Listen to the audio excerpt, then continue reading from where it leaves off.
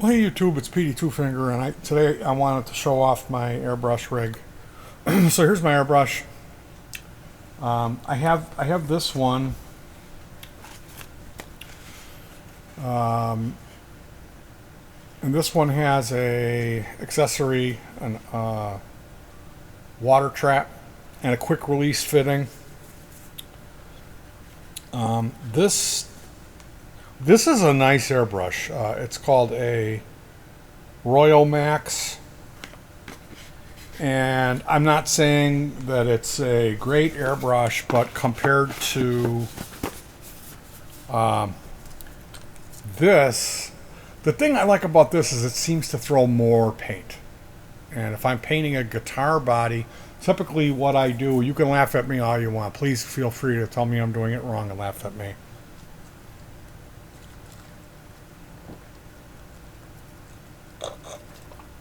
I use a power sander on the body and quickly take it down.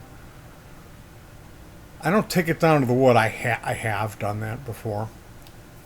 This is my fourth refin, and I've never had an issue with cracking or running or orange peel or any of that. They've always turned out really well. And I'm going to give you the reasons why I think I haven't run into those issues.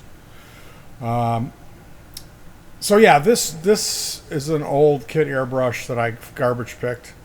It had a black plastic hose that was very hard and coiled, so that was like fighting with that cable.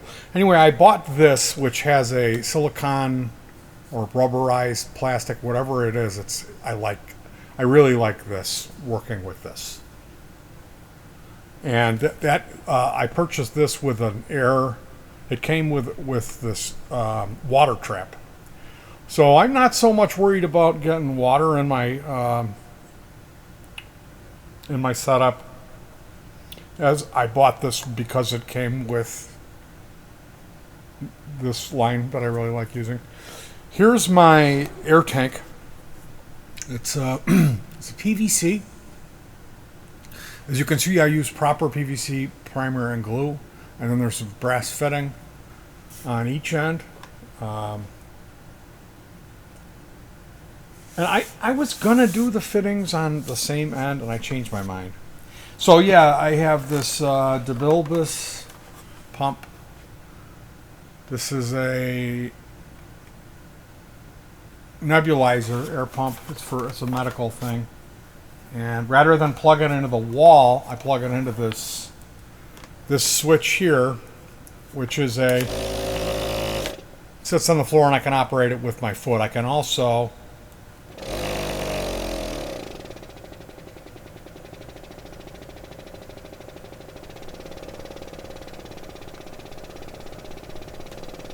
I can have it run like that, which I like that over that. You know, I like having it kind of just chugging along there while I'm painting. So as far as the demonstrational purposes goes, yes, it does work. I have this loaded up with water, and it does. This one drips a little bit with water in it. I'm not sure about with paint. I think the paint is a little thicker and it doesn't drip as much. But the way that this airbrush works is you can adjust the flow, like I just did with a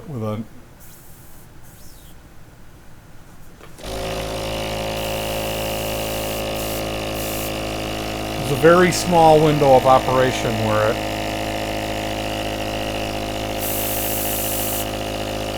and again, I will probably more than likely have to readjust that when it comes to the actual paint, because the viscosity of the paint is going to be different. Now, years ago, I remember garbage picking a jar this big of finely powdered graphite, and then Airbrush Medium, which is this milky liquid that I realized you can make it at home. Actually, I did make some because I couldn't find my Airbrush Medium, and the container that I poured some off, and that had mostly become a solid. Now, I yesterday I made a mixture which was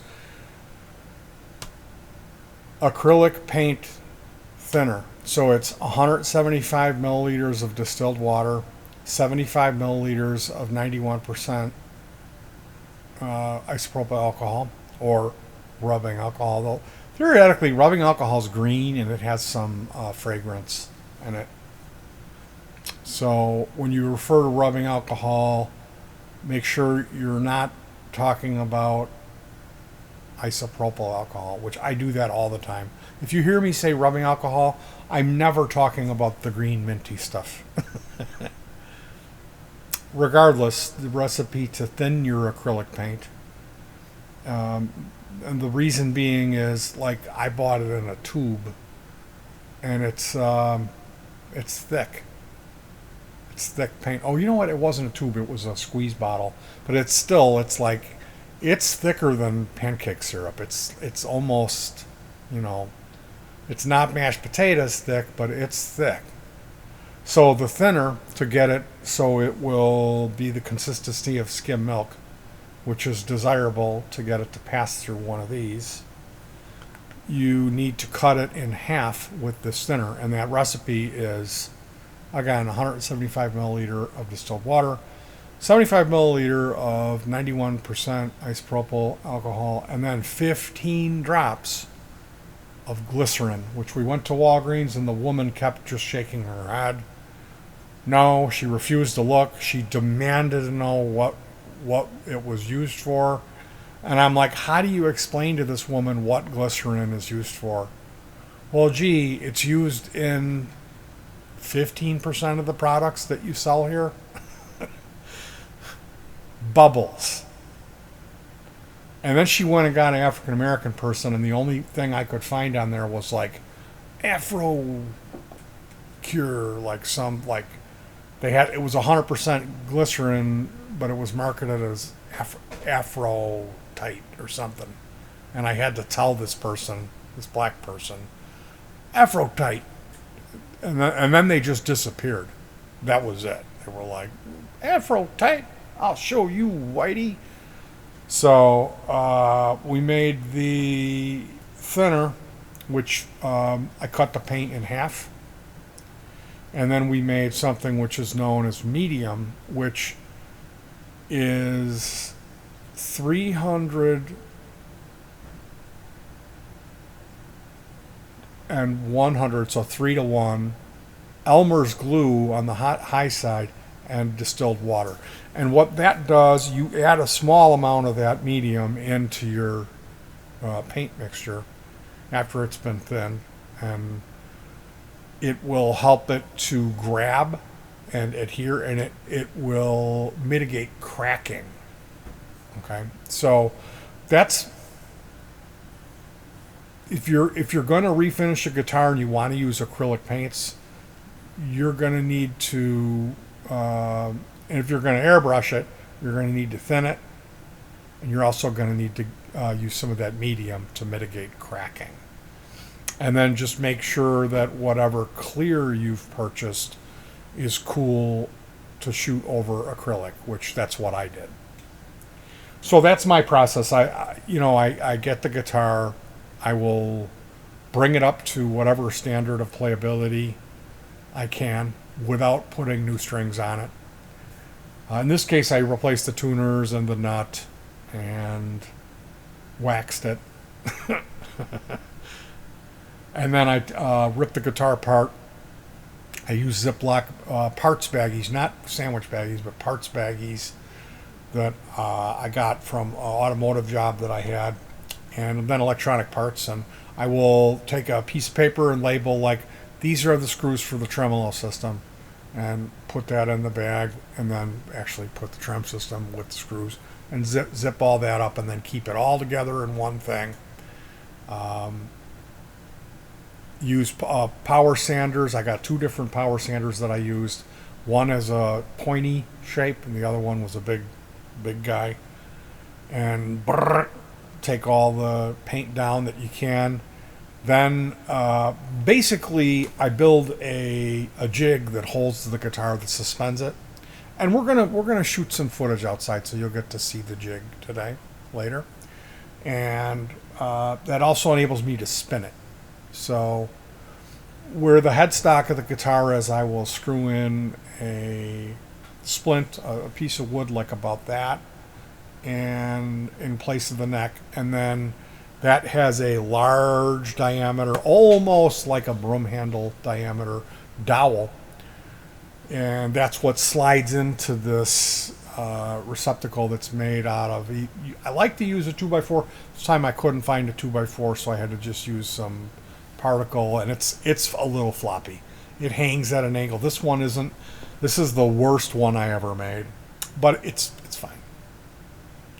And that L bracket coming up has a hole in it with a piece of PVC pipe in it that the inner diameter matches up with that dowel. So you just chuck the guitar in there, and then you can turn it, and that enables you to kind of get a good angle for applying paint, rather than, I've tried to do it before where it's hanging, and literally when you spray, the guitar will move and it'll be swinging around, and I don't like that. So yeah, I built that rig, and that's for shooting the primer. And then we have a tent in the house, which is this tripod thing. I think it's made to put a piece of art on display, like a poster board. So it's this pretty significantly large and tall tripod, and on the inside of that, it comes down and there's a hook. There's a ring of wire, and then on that slat that is serving as the neck piece, I'll drill a hole and build a coat hanger hook in there. So then that way I can hook it inside of this tripod and it will hang. And we bought, right now we are only using 2. Typically we use 3, like graduation gowns. You can always find these at resale for like $1 or $2. And those gowns will go around this, they're placed, will buckle the top button and hang them over this teepee, and it actually makes a teepee. Usually we'll use a couple of pieces of cardboard on the bottom, like just cut a piece of cardboard, rectangular, big enough to lean in there to fit, to block off the ground, because the graduation gowns don't go all the way to the ground. And then there's a space heater that's set to warm, that's blowing warm or hot air into that tent. So I'll shoot and I'll let it tack up and get pretty dry outside, and then I'll move it into the tent, and then it cooks away in that tent. So today I'm going to be applying the paint. I've got yellow paint. We're going to run it in here. I pre-made the paint. The paint is sitting in a jar in a crock pot. It's not submerged, but the water just comes up to the top of the bottom of the lid, and it'll be warming up that paint to get it to, 100 or 90.